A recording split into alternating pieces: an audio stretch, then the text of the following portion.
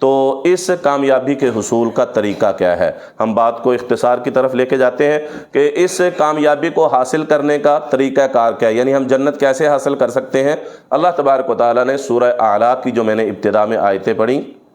اس میں اللہ تبارک و تعالیٰ فرماتے ہیں قد افلح من تزکا، وہ شخص کامیاب ہے جس نے اپنی زندگی میں اپنا تزکیہ کر لیا۔ تزکیہ کس کو کہتے ہیں؟ اپنے آپ کو گناہوں سے بچانا اور اللہ تبارک و تعالیٰ کی فرما برداری کو اختیار کرنا۔ معنی یہ ہے کہ گناہوں کی غلاظتوں سے، گناہوں کے کانٹوں سے اپنے آپ کو بچا کے اللہ کی فرما برداری کو اختیار کرنا، یہ تزکیہ کہلاتا ہے۔ اللہ کے نبی صلی اللہ علیہ وسلم کو جب بھیجا گیا، مبعوث فرمایا گیا، تو آپ صلی اللہ علیہ وسلم کے جو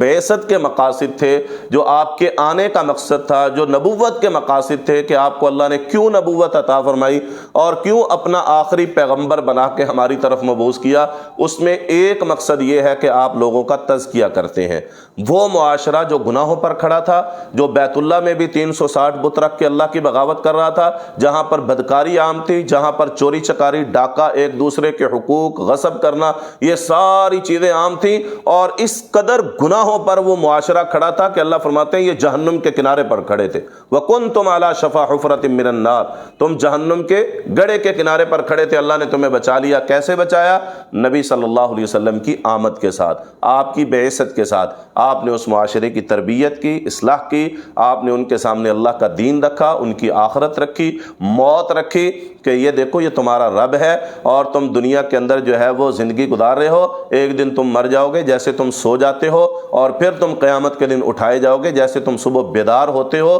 اور پھر تمہیں اپنی زندگی کا جواب دینا ہوگا۔ یہ بات اللہ کے نبی صلی اللہ علیہ وسلم نے سمجھائی، اور اس کے پیچھے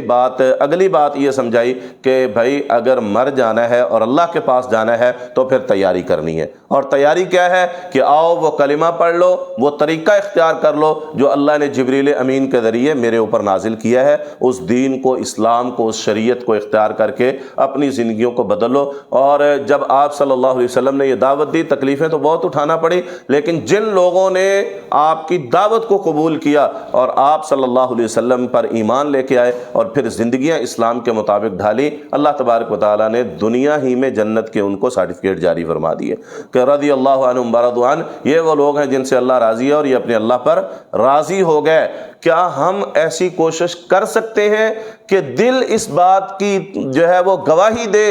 کہ میں نے اپنے اللہ کو راضی کر لیا ہے اور میں اپنے اللہ پر راضی ہوں؟ ہمارے تو شکوے ختم نہیں ہوتے، جتنا اپنی ہم عبادتوں سے دور جاتے ہیں اتنا مسائل میں زیادہ الجھتے ہیں، اتنا اپنے رب سے زیادہ شکوے کرتے ہیں، اتنا مسائل میں زیادہ گھرتے چلے جاتے ہیں جتنا اپنے اللہ سے دور ہوتے ہیں۔ اور جتنا انسان عبادت میں اپنے رب کے قریب ہوتا ہے، اللہ تبارک و تعالیٰ سب سے بڑا انعام اس کو یہ عطا کرتے ہیں کہ اللہ اس کے دل کو غنی کر دیتے ہیں، بے پرواہ کر دیتے ہیں، وہ دل کا بادشاہ بن جاتا ہے جو اللہ کی عبادت پر آ جاتا ہے۔ اور یہ میں اپنی طرف سے نہیں کہہ رہا بلکہ حدیث قدسی ہے، فرمایا یا ابن آدم تفرغ لعبادتی، اے ابن آدم تو دنیا میں بہت بیزی ہو گیا، بہت مصروف ہو گیا، اپنے آپ کو میری عبادت کے لیے فارغ کر۔ بندہ کہتا ہے اللہ میں دنیا کے لیے وقت نکالتا ہوں تو مجھے پیسے ملتے ہیں، مجھے جناب میرے گھر کے لیے وسائل ملتے ہیں، میں اپنا زندگی کا نظام چلاتا ہوں، تو تیری عبادت کے لیے اگر میں ٹائم نکالتا ہوں تو پھر مجھے کیا ملے گا؟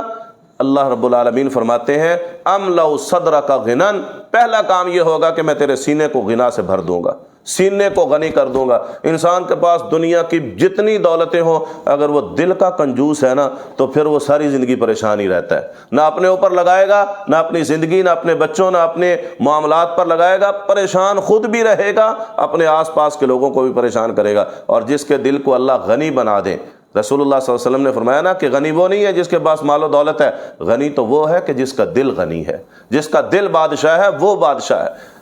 جس کا دل دنیا کے معاملات سے بے پرواہ ہے، اصل غنی وہ ہے۔ تو فرمایا میری عبادت کے لیے وقت نکال، تیرے دل کو غنا سے بھر دوں گا، سینے کو غنا سے بھر دوں گا، وَأَسُدَّ فَقْرَكَ، اور تیرا دنیا کا فقر بھی دور کر دوں گا۔ دنیا میں سب سے بڑا مسئلہ یہ ہے کہ روٹی پوری نہیں ہوتی، اللہ فرماتے ہیں میں پوری کروں گا، تو میری عبادت کے لیے وقت نکال تو صحیح۔ تو غلط ٹریک پہ چلا گیا، کسی اور راستے پہ چلا گیا ہے، اصل یہ تھا کہ تو اپنے رب کی طرف آتا۔ تو رسول اللہ صلی اللہ علیہ وسلم نے آ کر کے لوگوں کو جو معاشرہ قائم کیا، جو لوگوں کو کھڑا کیا، وہ اللہ کی عبادت پہ کھڑا کیا، تزکیے پر کھڑا کیا۔ اور اللہ فرماتے ہیں جس نے اپنا تزکیہ کر لیا، اپنے آپ کو گناہوں سے پاک کر لیا، اللہ کی نافرمانیوں سے پاک کر لیا، فرمایا وہ شخص حقیقت میں کامیاب ہے۔ تزکیے کا مطلب یہ ہے کہ انسان گناہوں سے نفرت کرنے لگے۔ دیکھیں جب انسان گناہ کی طرف جاتا ہے نا، تو گناہ انسان کے اندر اللہ تبارک و تعالیٰ نے ایک ضمیر رکھا ہے، جب کبھی وہ ابتدا میں گناہ کرتا ہے تو اس کا ضمیر اس کو ملامت کرتا ہے، جھوٹ بولے گا دل پریشان ہوگا، وعدہ خلافی کرے گا دل پریشان ہوگا،